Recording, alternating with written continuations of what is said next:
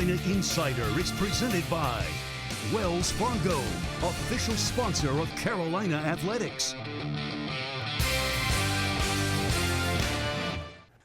We're back. Time for another edition of the Carolina Insider. My name is Jones Angel. That over there is Adam Lucas, and we have a bunch of Tar Heel stuff to cover today. Thank you so much for joining us.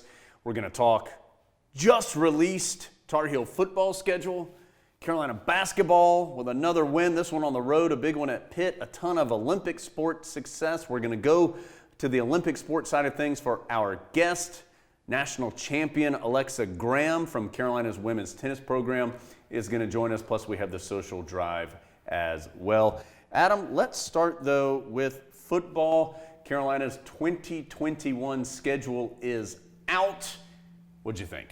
It's still hot. Yeah. Well, this is how big a nerd I am. This is one of my favorite days because you get to fill in the schedule on your calendar. You know what you're going to be doing, where the Tar Heels are going to be on certain weekends. And where the Tar Heels are going to be, Jones, is tested early. Yeah. Season opener at Virginia Tech. We know Carolina is going to be probably one of the top 15-ish teams in the country in most of the preseason polls. That is a tough opener. You're going to a place that's very tough to play. We think and hope and wish that that'll be a full stadium that day and everybody's going to be excited about being able to get back and do that. That is going to be a very hostile environment right off the bat. Well, Adam, you look at the first 4 games for Carolina, 3 of them are not just conference games, but division games at Virginia Tech, as Adam mentioned, to start the season, then a home game against Georgia State, then Virginia at home at Georgia Tech after that. And you're not even into October yet. So, I mean, the Coastal Division, those are some really important games to decide that division early on. You're going to know a lot about the Coastal by the time the leaves even think about starting to change. And then when you get to October, Holy cow, look at who's on the schedule for October. You've got Duke, you've got Florida State, you've got Miami, you've got a bye week, which you're going to need to catch your breath. Then the Tar Heels go to Notre Dame. So you're going to establish a lot about the Coastal in September, and then in October it's going to be about hopefully solidifying that national profile. Yeah, that could be a really exciting first half of October in Chapel Hill because those games Adam mentioned, Duke, Florida State, Miami, 3 consecutive weeks, all in Chapel Hill on October 2nd, 9th, and 16th. That could be a really fun time for Tar Heel football at that point. A couple of reminders about the schedule as well. Adam mentioned the at Notre Dame game.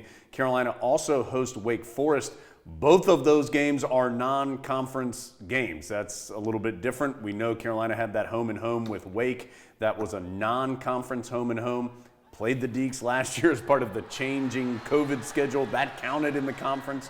The Notre Dame game last year counted in the conference. This upcoming season, they will not. And then the Tar Heels in with Wofford at home and at NC State. The state game is the Friday before Thanksgiving. A road trip to Pitt, I left that out, excuse me. There's the game against Pitt after the Wake Forest matchup. That's on a Thursday. So, Adam, this is a tough schedule for the Tar Heels for sure. If the Coastal's in doubt, that trip to Pitt could be important. Yeah. Late in the season and what we assume will be a nationally televised game, that could be an important matchup.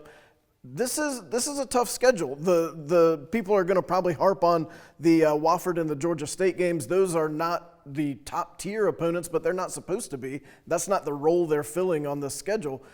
When you see it on paper like this, it really makes you think. I really think there's going to be a ton of excitement about Carolina football in the fall. I think people are going to be incredibly excited about, again, hopefully, the opportunity to get back out to Kenan Stadium and see this team in person. So again, season opener at Virginia Tech. That will either be Thursday, September 2nd or Friday, September 3rd. And then home opener is Saturday, September 11th against Georgia State. The show, by the way, brought to you by Wells Fargo. When our communities need us, Wells Fargo is here to help. Let's transition from football to basketball. And Adam, a terrific stretch for Carolina continues. Tar Heels have now won 3 in a row, 6 of their last 7, and the last 2 since we last joined you here on the show. A home win against NC State, a big road victory at Pittsburgh earlier this week. And Adam, it seems to me as though the biggest storyline is Carolina's offense waking up a little bit. The Heels have been much more efficient offensively, shooting a higher percentage, sharing the basketball at a higher percentage as well, and looking more like a Roy Williams coached Carolina team on the offensive side. it wasn't that long ago that we sat here and said, man, what's wrong with Carolina shooting 2-point baskets? They can't seem to make any of them. Now they had one of their highest percentages in recent memory against Pitt on Tuesday night, against a tough Pitt team. Armando Bacot, 21 points and 10 rebounds, another double-double, his fourth of the year. And the Tar Heels just seem to be playing better, but I don't think, Jens, that they're playing perfectly yet. I think there's still room to get better there, which they're going to need to do because the upcoming schedule after, we think, a break this weekend is challenging. Yeah, it felt like the Pitt game was a great representation of kind of Carolina right now. Clearly getting better, doing some good things, but also plenty of mistakes that Carolina needs to improve on. One of those players, Adam, that is clearly improving is Tar Heel point guard Caleb Love, and he was rewarded for that improvement last week, named ACC Freshman of the Week. That means now, for the first time in 10 years, the Tar Heels have had 3 different players named ACC Freshman of the Week. Caleb joins both Day'Ron Sharpe and RJ Davis, who have earned that award at one point or another this season. The last time that happened, it was 3 pretty good ones here, Adam. It was Harrison Barnes, Kendall Marshall, and Reggie Bullock who did it all in their freshman seasons. And we talked about the need for Carolina to get better play from the point guard position. Caleb Love, 5 assists in the first half at Pitt. Second half wasn't quite as effective, but he made a big 3-point shot, and he's shown the willingness to take those shots that matter. But the distributing of the ball is what's been the key for him. It's gotten better. He just looks like he's making better decisions and safer, smarter passes, and that's made the offense look better. And if he has a game where the shot isn't going in, he was just 3 of 10, for example, against Pitt, did not let that negatively affect the other things that he was doing on the court to help Carolina win. So Tar Heels, as Adam referenced a little bit earlier, the schedule still a little bit in question. The next scheduled game for Carolina is at Clemson. That is Tuesday, February 2nd. Originally, the Tar Heels did have a game against Notre Dame on the schedule for this Saturday, but due to COVID problems throughout the season and the shuffling of the schedule, Carolina's ended up without a partner this weekend in the ACC, at least as of right now. So don't necessarily expect that to change, but expect the unexpected this season, right? So we think the next time we'll see the Tar Heels is again on the road next Tuesday, February 2nd at Clemson.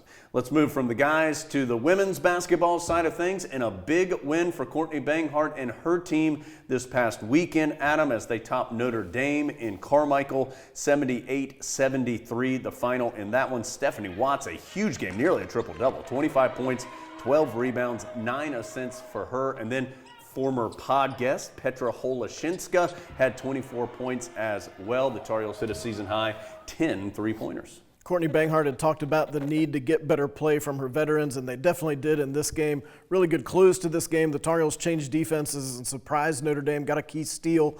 And anytime you win, of course, there's all sorts of excitement in the locker room. Do you think other Tar Heel coaches don't like the fact that Mac Brown started this dancing trend and now they have to do it? Well, I like that looped right there. I'm not sure that's I'm not sure. We want Courtney Banghart coaching, Adam. We know that for sure.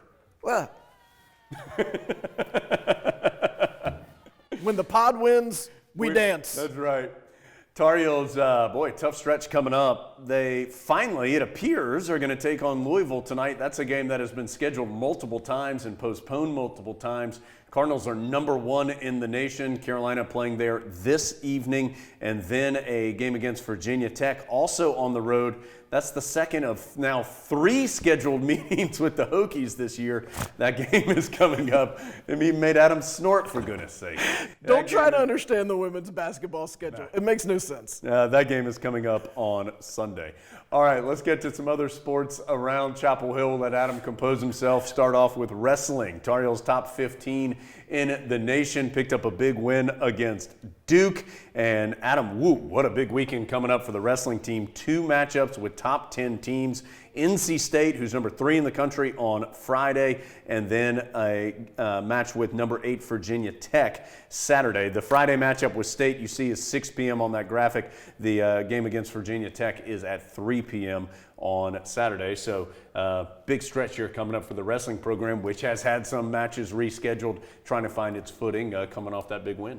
2 top 10 matches in less than 24 hours. That's right, back-to-back days. That's a little tough. The Friday night match on the ACC network, so you can catch it. All right, let's go to gymnastics, and a great start to the season for the gymnastics program as they win on the road against New Hampshire in the first dual meet of the year. You see that team score of 195.2 sets a program record for most points in a season opener. And of course, it's a team event or a team sport, but Adam, the individual performance of Elizabeth Colton on the beam, she had a nation's high 9.95 for her beam routine in this dual meet against New Hampshire. She nailed it, helped the Tar Heels win the match. Now, Jones, this is in your wheelhouse because yeah. you're the official Carolina Insider gymnastics correspondent. She makes this look like it's nothing.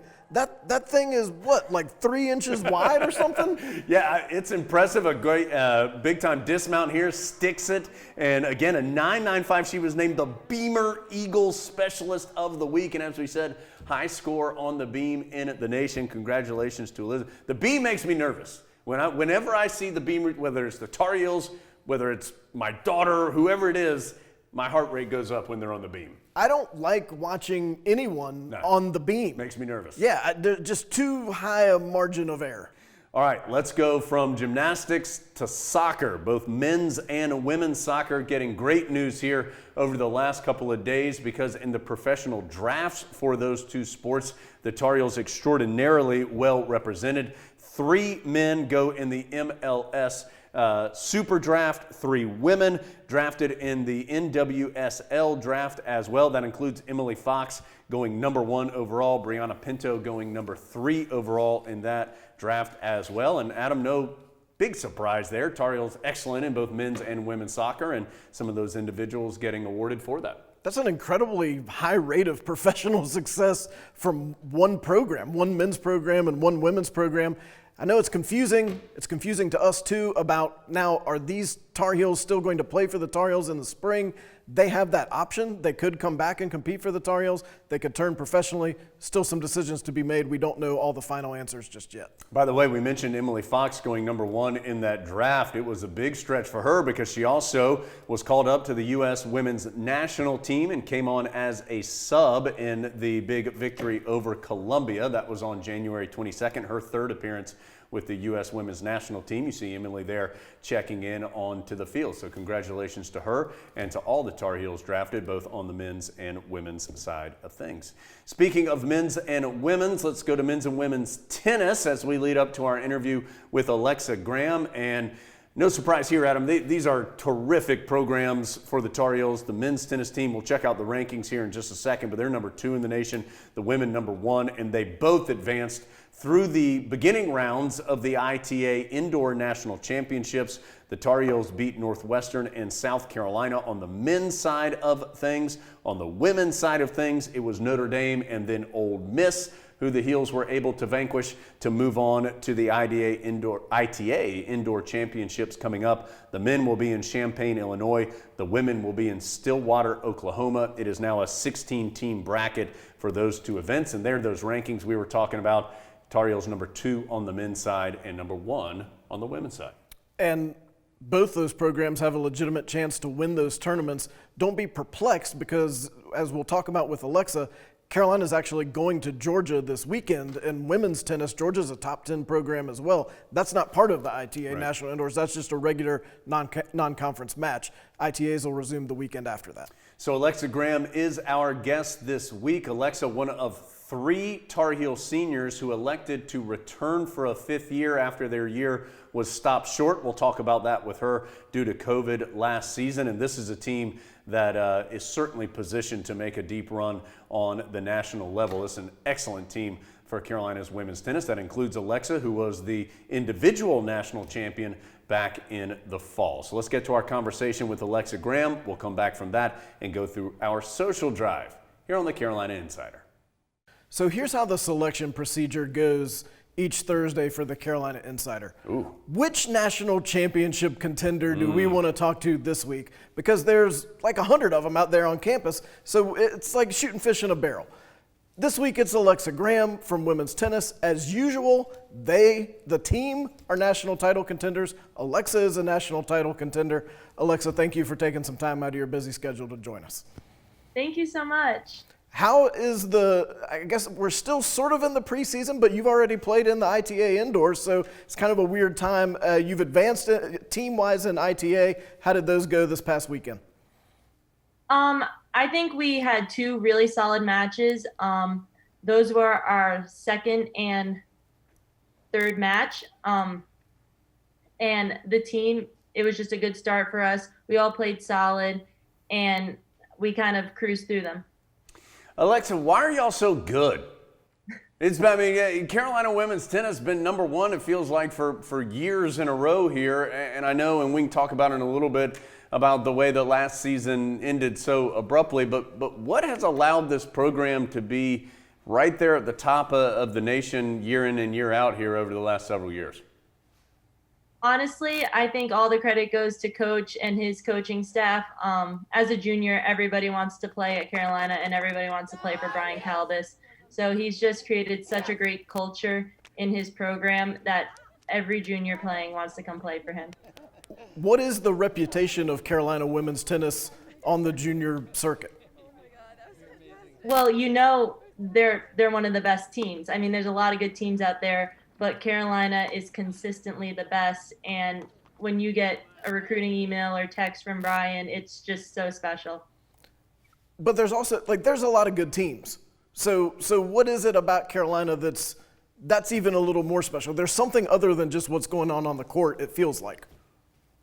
Yeah, the culture in the locker room, we're like a giant family, and you could just tell when you visit that there's something special about the school and there's something special about the team. And Brian has created such a great culture on the team that we're not just teammates, we're family first. Alexa, we have asked this question to tennis players and golf people who compete in golf as well. It's such an individual sport, and yet you are part of a team. How do you balance that as an individual and trying to get better alone and by yourself, and then being a part of a larger unit as well? It's definitely an adjustment. When you're growing up, you're playing just for yourself. It's completely an individual sport. And then you come and now your match doesn't necessarily matter as much as the team winning the overall match. So it's definitely an adjustment, but in the end of the day, it's also the most fun I've ever had on a tennis court. Take us back to last March. Your team is one of the best teams in the country. You've got a veteran team. You're pretty sure you're going to be a national title contender, and then everything changes. How did that all unfold for women's tennis? Well, women's tennis was actually in the Bahamas on spring break. We were lucky enough that our coach took us on this amazing spring break trip. We had been working hard, and we were all kind of hanging out in the pool, and then sports and leagues and other conferences are just canceling things, and we're like, it's not looking good. And then eventually we got canceled, and we were all just devastated. Is it hard to fully process, as you said, you're sitting there hanging out in the pool and all these people on the internet are talking about how things are ending, and you look around and think, well, it doesn't look like things are ending. Yeah, I think none of us even understand how severe the situation was, and no one understood why such drastic measures were being taken. And it felt like we didn't know if we were going to be able to come back and take our fifth year, us three seniors. And it just felt like everything, the world was ending almost, because we weren't ready to end our college careers to begin with. And then to just have it taken from us out of nowhere was really upsetting. So why was that the decision that you guys made to come back to compete here for this fifth year when you were afforded that opportunity? Why was that the right call for you and your teammates? I think for all of us, at least for me, was we're either all going to do this or none of us are going to do this, because we started this journey together. We've been through it all together, and I didn't want to come back and do another year without them. So we decided that this was the best option for us. We'd get to continue with school, add some degrees. McKenna's actually in grad school right now. I added a major, and then hopefully compete for an NCAA title at the end of the year. All right, so now, Alexa, you have won an individual national championship, ITA indoor, correct? I have that right? Yes. Okay, and you've been part of a team that's won an indoor national championship also, correct? Yes. Which one is more awesome? This is a great problem to have. Is it better to be an individual champion or a part of that team championship? Definitely the team championship. When you win as a team, you just look to your teammates and everybody's running to gather around and hug and celebrate.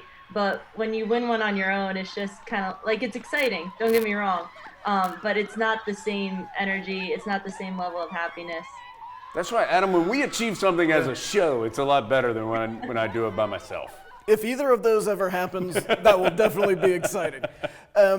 Alexa, when you have everything taken away from you, how, if at all, does that change the way you appreciate it when you get to do it again? Oh, so much more. Like last season, it just felt like between school and everything, you play a lot of matches. You're just going out there. You're working hard, but you're going through the motions. This is exactly what, it's what I've been doing for over 10 years. And it's just the same thing every day. But then when you don't even have an opportunity to practice because everything's shut down, when you finally get back on the practice court, it was exciting. When I got to see my teammates again and play with them, it was exciting. And then to finally play another tournament, like, you're not even thinking about winning anymore. You're just so grateful to be there. When did you realize you were good at tennis? I don't know if I was like, wow, I'm really good at this, or if it's just, like I said, it's the kind of thing where you just keep going. There's always another tournament. There's always another match. And I guess my results allowed me to end up at UNC in a really good program. You said you added a major. What did you add? Journalism. I was a political science major. Whoa, Alexa, here, let me give you some advice.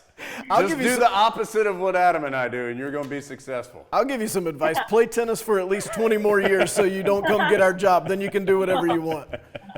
Sorry, we cut you off. Why was that the right choice for you? I mean, I've always been interested in broadcasting, so I'm doing mostly broadcast journalism classes. And especially with tennis and being able to go into sports commentating, it was definitely the best option for me. All right, take us through what's the next step for you and your team. What's coming up? What should Tar Heel fans look for here over the next couple of weeks with Carolina's women's tennis program?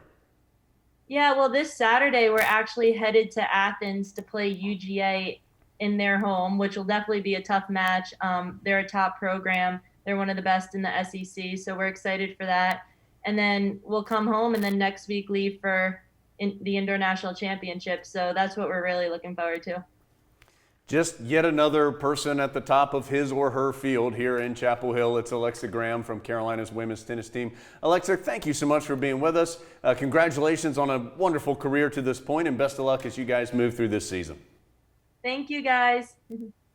Thanks so much to Alexa Graham for joining us here on the show. Best of luck to her and her team as they take on Georgia this weekend and then move through the rest of this season. And our conversations with Alexa and with all our guests here on the Carolina Insider brought to you by Coca-Cola, which tastes better together and is a proud partner of Carolina Athletics.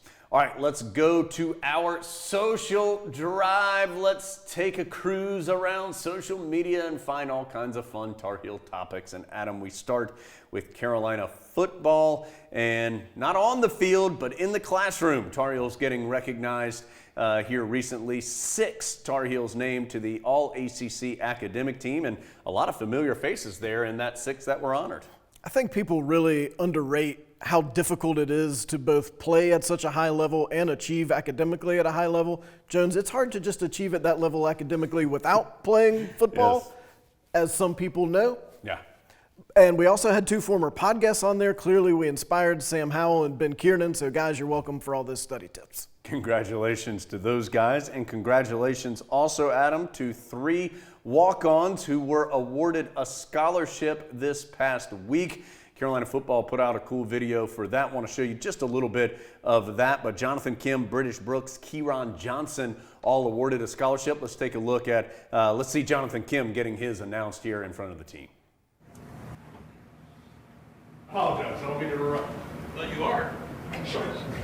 I got to get something off my chest, Coach. Coach, you got a kicker. He knocks that thing out of the end zone every freaking time on a kickoff. You got to put him on scholarship for spring and summer coaching. You need to do it right now. What do you think?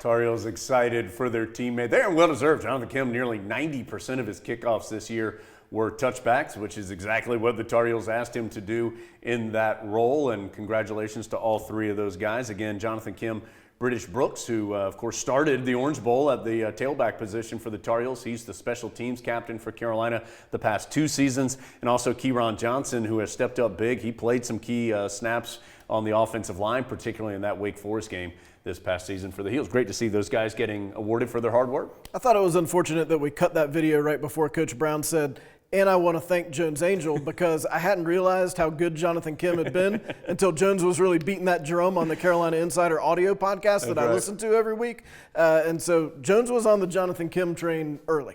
Also, a great tweet from former podcast Kevin Donnelly. He himself a former walk-on, and he recognized how important that moment was. And gosh, Adam, worked out just fine for Kevin. He went on to play more than a decade in the NFL and is now back as part of the Tar Heel football staff, and great for him to recognize how important that moment was. And again, terrific honor for those 3 guys to get awarded for their hard work. All right, let's go to the basketball side of things. Adam, I'm going to let you take us through a couple of great highlights from the Tar Heels in the NBA, because the Heels doing some big-time things at the pro level. A lot of good things for Carolina. Big week in the NBA. A lot of things that are going to look familiar to you, starting with Kobe White. When you think about Kobe White as a Tar Heel, what do you think about? Great shooting and that speed. Well, guess what? It translates to the NBA level just fine. We saw it so many times at the Smith Center. Here it is at the NBA level. There's the Charlotte Hornets trying to keep up with Kobe White. They are not succeeding as the speed translates. Kobe's having a great year for the Chicago Bulls. Another Tar Heel point guard, Cole Anthony. That's a game winner right there. And the celebration. Cole now in a starting role for the Orlando Magic and doing really well. It's not just the young guys, though. It's also the Tar Heel veterans in the NBA, including Wayne Ellington, who is shooting the ball incredibly well for the Detroit Pistons. You see here, these were back-to-back games against the Detroit Pistons, and he's being guarded by Danny Green, not in the Smith Center at a summer pickup game, but in the NBA, and Wayne knocking in multiple three-pointers over Danny, who, of course, great shooter himself. But on this night, Wayne got the better of it. He's having a great season for the Pistons. He's one of their primary sources of offense.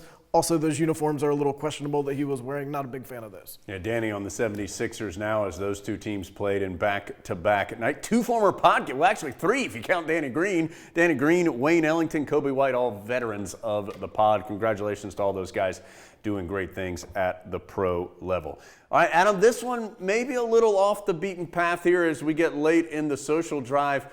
Found this one out there in social media. This was during a Tar Heel game, so there is a Tar Heel tie. This is a Carolina-Wake Forest game. Got to be late 80s, right, is when this one's early from? 90s. Early 90s in that time period, where for some reason the Phoenix Suns gorilla was at the game as a side attraction. And let's just listen, because Billy Packer, if you're an ACC veteran, you remember Billy and his commentary during the games. He was not a fan of the Suns gorilla being a part of this thing. 66 Tar Heels, and watch this.